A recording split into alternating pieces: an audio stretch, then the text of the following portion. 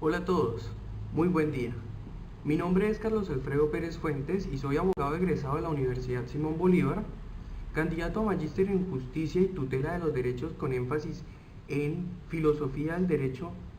y Teoría Jurídica en la Universidad Externada de Colombia, y el día de hoy les hablaré a ustedes acerca de un texto titulado Una defensa de la fórmula de Gustav Radbruch, escrito principalmente por Robert Alexy en el año 2001. En este texto seguiremos un orden de la exposición que se va a preceder de la pregunta de Alexis acerca de si puede ser injusto lo que en un pasado fue llamado derecho, de alguna forma. Para ello, tendríamos que decir que es necesario recurrir a la historia del derecho, y Robert Alexy toma en cuenta el nacionalsocialismo del año 1945 y la República Democrática Alemana 1989 para poder hablar acerca de estas normas que de alguna forma se consideran injustas. Para ello, finalmente, observa Alexy que la fórmula de Radbruch constituye el núcleo filosófico a través del cual la jurisprudencia alemana tomó dichas decisiones para aquella época. De esta forma, me tomaré el atrevimiento de llevar a cabo la lectura literal de lo que dice Robert Alexy en el año 2001 en la página número 75 del texto que ya fue anteriormente enunciado, para poder hablar acerca de cuál es el planteamiento de Radbruch acerca de su concepción acerca del derecho justo o derecho injusto. Para ello, abro comillas: el conflicto entre la justicia y la seguridad jurídica debería poder solucionarse en el sentido de que el derecho positivo asegurado por el estatuto y el poder tengan también preferencia cuando sea injusto e inadecuado en cuanto al contenido, a no ser que la contradicción entre la ley positiva y la justicia alcance una medida tan insoportable que la ley deba ceder como derecho injusto ante la justicia. Es imposible trazar una línea más nítida entre los casos de la injusticia legal y las leyes válidas a pesar de su contenido injusto. Esta es la primera parte de esta fórmula de Radbruch. Viene la segunda parte. Pero puede establecerse otra línea divisoria con total precisión, donde ni siquiera se pretende la justicia, donde la igualdad, que constituye el núcleo de la justicia, es negada conscientemente en el establecimiento del derecho positivo. Ahí la ley no es solo derecho injusto, abro comillas, sino que más bien carece totalmente de naturaleza jurídica. En este punto, Robert Alexy lo que pretende realizar a partir de un análisis de esta fórmula de Radbruch es comprender que esta fórmula de Radbruch se divide en dos grandes fórmulas. Primero, la fórmula de la intolerancia y la fórmula de la negación. La fórmula de la intolerancia tiene un carácter objetivo y pretende observar que cuando exista una contradicción entre la justicia y la ley positiva dentro de una medida insoportable, esa norma, por considerarse injusta desde su nacimiento, carece completamente de validez jurídica al ser nula de todo derecho. Y tenemos por otra parte la fórmula de la negación, que es cuando el legislador niega conscientemente la naturaleza jurídica, atentando o vulnerando el núcleo de la norma del derecho como tal, que pues para Gustav Radbruch es la igualdad. Las decisiones de la jurisprudencia alemana fueron tomadas con base en la fórmula de la intolerancia, toda vez que tiene un carácter objetivo y debido a que es, para Robert Alexy, complejo llegar a comprender precisamente la subjetividad del legislador para poder llegar a hablar acerca de la negación de la igualdad como tal en la creación de la norma. Por lo tanto, Robert Alexy habla acerca de la creación de dos tesis a saber, de la tesis de la vinculación y la tesis de la separación entre el derecho y la moral. Por lo tanto, hablar acerca de la fórmula de Radbruch equivale a hablar acerca de que estamos hablando de la tesis de la vinculación, en donde se impone un límite extremo y se define qué es el derecho injusto como tal. Por lo tanto, no basta con hablar, como decía Kelsen, de que cualquier contenido puede ser derecho. derecho, norma promulgada y eficaz en un ordenamiento jurídico, sino que para Gustav Rajdrup, cuando se pasa al umbral de la extrema injusticia, de este límite extremo, estamos hablando de que eso no se considera derecho. Por lo tanto, Robert Alexy habla acerca de la creación de un criterio limitativo de corrección material de normas que nace a partir de la moral. En este punto vamos a traer a colación, como lo trae Robert Alexy, dos casos que se dieron en la práctica. Por un lado, el caso del Tribunal Constitucional de 1968, en donde la ley de ciudadanía alemana hablaba acerca de la pérdida de ciudadanía por el simple hecho de ser ciudadano judío. De esta forma, pues, una persona, un abogado que lamentablemente se vio la necesidad de viajar a otro país, pues prácticamente tuvo que perder su ciudadanía y además de ello, pues finalmente fue trasladado a un campo de concentración, por lo que se presumió para aquella época que había perdido la vida lamentablemente. Por lo tanto, para la República Alemana de la época nacionalsocialista, esta persona había perdido completamente el derecho sobre sus bienes de carácter hereditario y por lo tanto concluye el Tribunal Constitucional de 1968 que en este asunto nunca había perdido la nacionalidad de esta persona, este abogado. Nunca había perdido la ciudadanía porque es que la norma era nula desde su origen. De esta forma me permito nuevamente traer a colación de forma literal lo que escribe Robert Alexy. Por ello, el Tribunal Constitucional Federal ha afirmado la posibilidad de privar de la validez como derecho a las disposiciones jurídicas nacionalsocialistas porque contradicen de modo tan evidente principios fundamentales de justicia que el juez que quisiera aplicarlas o reconocer sus consecuencias jurídicas pronunciaría no derecho en lugar de derecho. De esta forma estaríamos hablando de la aplicación de la fórmula de intolerancia de Gustav Rajdrup en la medida en que estamos hablando en que estas normas fueron consideradas no derecho debido a que vulneraban principios fundamentales de justicia para un ordenamiento jurídico. En un segundo caso, estaremos hablando ya no de las normas nacionalsocialistas, sino de las normas de la República Democrática Alemana en el año 1989, cuando se da la muerte de un fugitivo de la frontera interna de dicha república. De esta forma, la sentencia del Tribunal Supremo Federal acerca del caso de los guardianes del muro que dispararon en contra de un joven de 20 años por causarle la muerte por querer cruzar la frontera, puede generar una gran pregunta para Robert Alexy. ¿Puede ser que un accionar punible pueda hacerlo en un lugar y un momento determinado? Para ello, él comprende que según la ley de fronteras establecía que en caso de evitar un hecho punible, debía, en la mayor medida de lo posible, debía pues evitarse. Por lo tanto, podía utilizarse el uso de la fuerza y al utilizarse el uso de la fuerza, debía protegerse en la medida de lo posible el derecho a la vida de las personas. Por lo tanto, al verse inmiscuidos en la situación, los guardianes del muro, de este menor de edad, pues de este señor de 20 años, ellos tuvieron que disparar, ocasionando la muerte, el deceso de esta persona. Es necesario mencionar que quienes le ocasionaron la muerte eran un muchacho también de 20 y de 21 años, que eran pues guardianes del muro y que estaban prácticamente en cumplimiento de una orden, de una norma que se consideraba prácticamente injusta.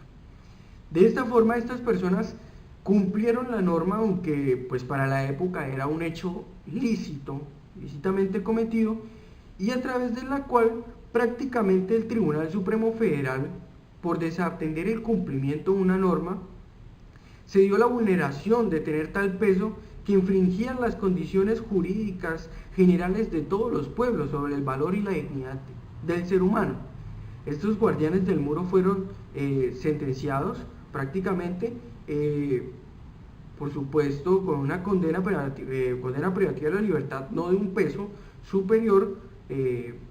porque pues estaban en un régimen ajustándose a una nueva justicia, por así decirlo, pero lo interesante aquí es que prácticamente este régimen, esta sentencia de este tribunal, permitió demostrar que la vulneración puede llegar a tener el peso cuando prácticamente todos los pueblos, las convicciones generales de todos los pueblos pueden llegar a un consenso acerca del valor y la dignidad del ser humano. Cuando se vulnera esto, se considera que se está hablando de una injusticia, y por lo tanto la creación de una norma que motive a no proteger la vida o la dignidad del ser humano desde este punto de vista puede generar prácticamente que estas actuaciones sean llamadas injustas, o que estas normas puedan llamarse injustas. Para Robert Alexy, la injusticia nacionalsocialista permitió precisamente identificar cuáles eran algunas de esas mencionadas infracciones a la dignidad. De esta forma pasaremos entonces a hablar acerca de la pretensión y los límites del derecho. Si hablamos entonces de la tesis de la vinculatoriedad entre la moral y el derecho, es necesario hablar acerca de un debate existente toda la vida acerca del positivismo y el no positivismo.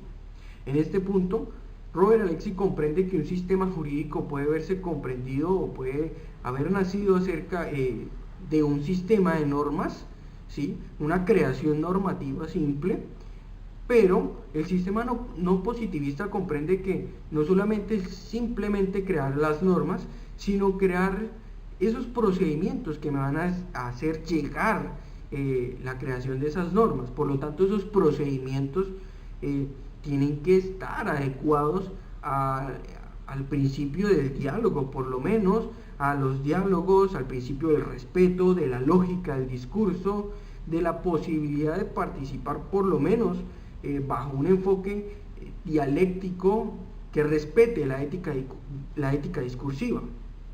En un segundo encuentro encontramos precisamente la perspectiva del observador y el participante. En este punto, el observador es una mera persona que realiza una mirada axiológicamente neutra de lo que está ocurriendo, mientras que el participante toma un punto de vista axiológicamente que da su perspectiva de lo que está ocurriendo. No es simplemente neutro de que esto fue lo que ocurrió, sino que esto fue lo que ocurrió y esto es injusto o esto es justo, es decir, toma un partido. El tercer punto es comprender que existen sistemas jurídicos clasificantes, y aquí es donde se adentra la fórmula de Rabdruk, en donde se determinan sistemas jurídicos justos e injustos, y sistemas jurídicos cualificantes, en donde podemos determinar sistemas jurídicos defectuosos. Robert Alexy trae a colación a Fuller, cuando Fuller habla acerca de la posibilidad de hablar acerca de una moralidad interna o externa del derecho, a través de los cuales en la creación de las normas no se vulneren algunos principios del proceso de la creación de la norma, pero aún así esto daría origen a un sistema jurídico defectuoso, no un sistema jurídico injusto. Por lo tanto, un sistema jurídico defectuoso puede llegar a arreglarse a través de una ley retroactiva, a través de una ley, pero el problema ahí entra dentro del tipo de legislador que va a arreglar si ha de ser posible esta problemática. Más adelante estudiaremos este tema del legislador activo y el legislador pasivo. Y cuarto punto tiene que ver precisamente con los argumentos analíticos y los argumentos normativos. Los argumentos analíticos simplemente pretenden dar una posición positivista, una posición objetiva de lo que está ocurriendo, mientras que un argumento normativo propio a un participante prácticamente toma partido sobre lo que está ocurriendo. De esta forma, tenemos que dejar claro para lo que viene la definición de qué es un observador, y es que el observador desde un punto de vista axiológico es neutro. El participante mientras tanto toma la posición en la decisión, y esto da origen, óigase muy bien, a que el derecho adquiera otra interpretación. El concepto del derecho es diferente, la interpretación y la decisión judicial va a ser diferente. Ahora bien, si hablamos acerca del argumento de corrección, que es lo que nos trae aquí hablar acerca de este importante tema, la base, la fórmula de Rabdruk prácticamente se fundamenta en este argumento de corrección. Pero la pregunta es, ¿qué es este argumento de corrección? Un participante en un sistema jurídico formula una pretensión de corrección, es decir, un argumento de pretensión, porque precisamente cualquier norma jurídica de un ordenamiento de un sistema jurídico, por así decirlo, conlleva implícito una pretensión de corrección, y esta pretensión de corrección es una pretensión de justicia, a lo que Robert Alexy llama una contradicción performativa. Pero el hecho de que haya una pretensión de justicia significa que lo que estábamos hablando es que la justicia se tiene que adecuar a lo que concebimos a partir de todos los pueblos como la dignidad humana, como el valor de la dignidad humana, como la protección de esa dignidad humana. De aquí que prácticamente hablar de la pretensión de corrección sea hablar de determinar el carácter del derecho, no solamente como una mera fuerza que ordena la sociedad, sino que tiene un contenido ideal, y que este contenido ideal, además de ello, tiene una pretensión de justicia que se considera como un umbral, y este umbral prácticamente es el que determina qué es derecho justo y qué es derecho injusto,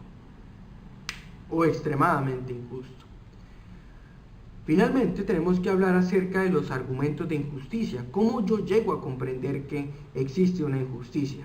para lo que Robert Alexy comprende que el incumplimiento de la pretensión de corrección da origen a una deficiencia jurídica, eso es cierto,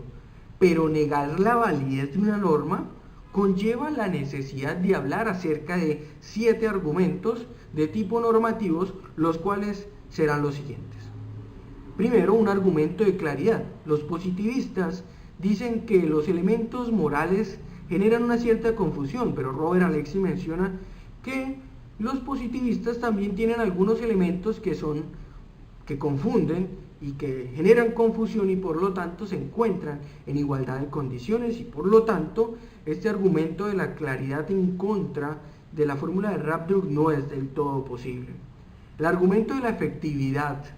dice que los argumentos positivistas han dejado a las personas a la merced de las injusticias, y por lo tanto hablar acerca de la posibilidad de una fórmula de Rabdruk sería hablar de generar la efectividad de los derechos de las personas. Como tercer punto tenemos el argumento de la seguridad jurídica. La seguridad jurídica observa que los positivistas, al hablar acerca de los elementos morales y de una decisión jurídica basada en elementos axiológicos, se podría generar cierto anarquismo, para lo cual Robert Alexy menciona que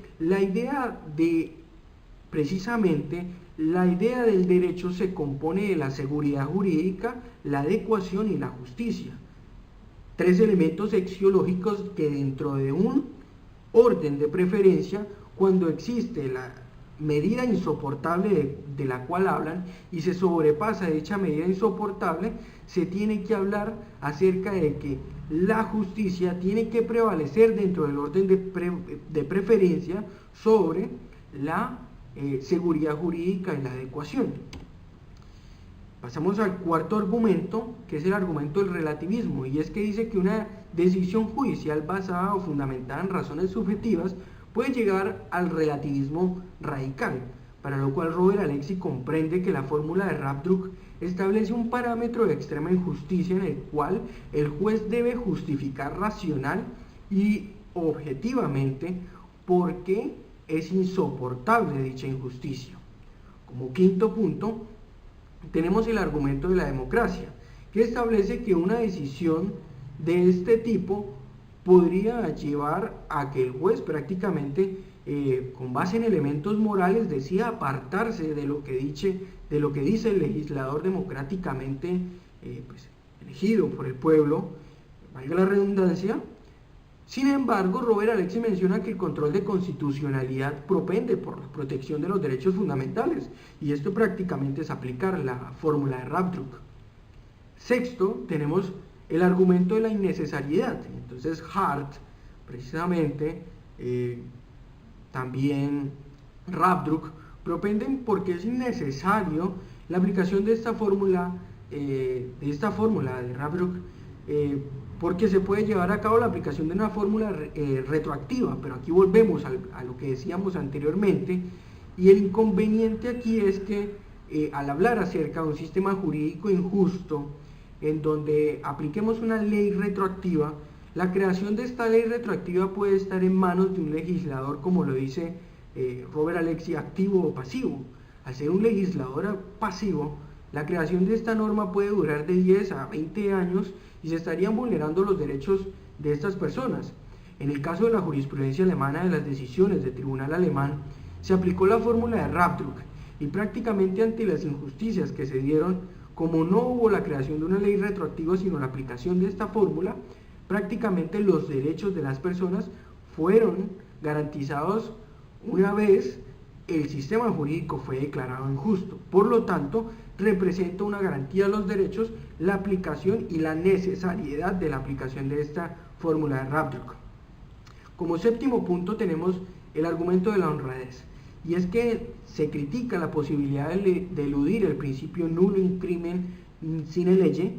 aplicando a razones sobre valores o sobre normas, pero lo cual Robert Alexy comprende que en este punto solo las normas jurídicas pueden ser declaradas como extremadamente injustas y no la confianza del autor del derecho positivo.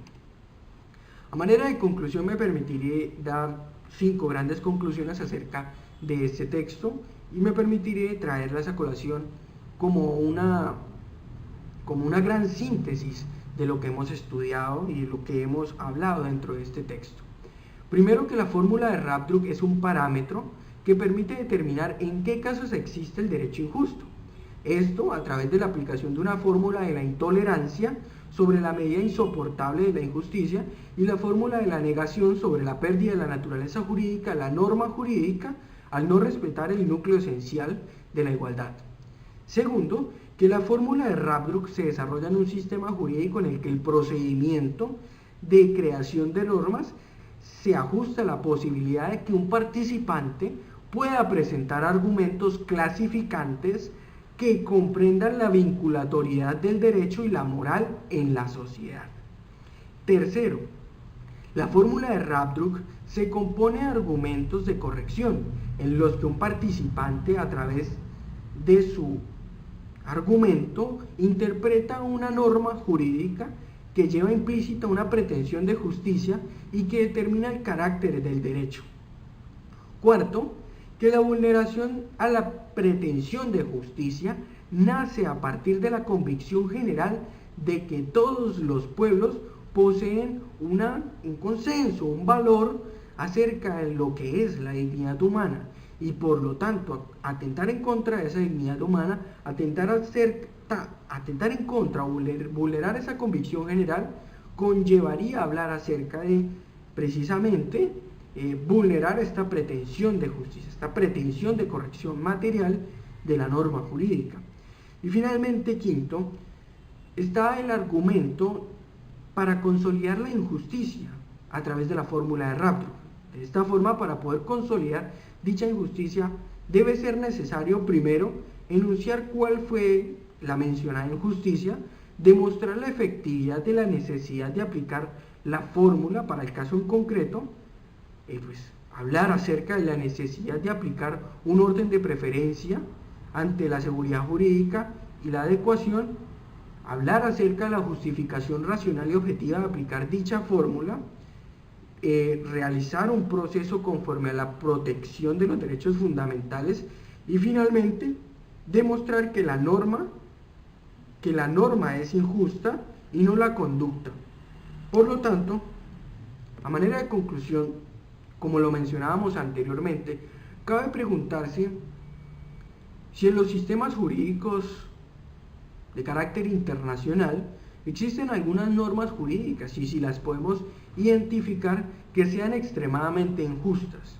No quisiera llegar, por ejemplo, a hablar acerca de sistemas jurídicos concretos, porque eso ya haría parte de otras investigaciones que son necesarias para poder hablar acerca de la justicia o injusticia de un sistema jurídico y un sistema normativo a la luz de la fórmula de Rabdruk. Lo que se pretende el día de hoy es precisamente traer ante ustedes una posibilidad de reflexionar acerca de nuestro sistema jurídico. Ejemplo de ello, por ejemplo, sería hablar acerca de la posibilidad de comprender si la fórmula de Rabdruk puede ser adecuada a un control de constitucionalidad o a un control de convencionalidad, si ha de ser el caso. Hoy en día, por ejemplo, podríamos hablar, existen algunos artículos científicos que hablan acerca del tema sobre el control de convencionalidad y el sistema de la fórmula de Rabdruk, cuando precisamente se habla acerca de encontrar inconvencional una norma jurídica que pues prácticamente está atentando en contra de la Convención Americana de Derechos Humanos, como por ejemplo el caso Almonacid Arellanos versus Chile, o el caso, precisamente el caso La Última Tentación de Cristo, también versus Chile, en donde se demostró prácticamente de que una norma estaba atentando en contra de principios democráticos y por lo tanto fue pues declarada inconvencional y pues al ser inconvencional se demostró prácticamente que existen algunas normas de la Convención Americana que son protegidas por el tribunal, por la Corte Interamericana de Derechos Humanos, y que por lo tanto prácticamente estaríamos hablando de normas injustas. La pregunta es esa. La pregunta es, para todo el público y para toda la audiencia, es saber, preguntarnos y comenzar a investigar acerca de qué sistemas normativos, ya si somos, pues, yo soy colombiano, si en el sistema normativo colombiano existen normas injustas, extremadamente injustas, ya sea en el sistema chileno, en el sistema argentino, en el sistema venezolano, en el sistema pues, latinoamericano, o en el sistema europeo, en el sistema asiático. En cualquier sistema podemos llegar a aplicar esta fórmula de Rabdruk para poder comprender si existe verdaderamente injusticia a la luz de lo que nos habla Rabdruk y de la explicación que nos da Robert Alexio. Finalmente, pues no olviden seguir mi canal de YouTube, en donde estaré subiendo más videos acerca de este concepto de la filosofía del derecho y de la teoría jurídica, porque prácticamente me interesa eso, me interesa dialogar con ustedes, así que pues no olviden suscribirse y darle me gusta, y a su vez pues prácticamente si tienen alguna pregunta sobre el tema que estamos viendo, o si tienen alguna otra pregunta sobre otros temas, me gustaría que la hicieran en el campo de comentarios, y estos comentarios pues los leeré yo, la gracia es esa, los leeré, estaré pendiente si tienen algunas inquietudes también, para poder entrar a resolverlas y para poder debatir a través de un video de estos, de los que estoy haciendo, y poder debatir, poder presentar de pronto mi postura, mi punto de vista sobre ello, y de esa forma poder participar con ustedes. Espero que les haya gustado esta pequeña conclusión, este pequeño video, y no olviden darle me gusta y suscribirse. Muchísimas gracias.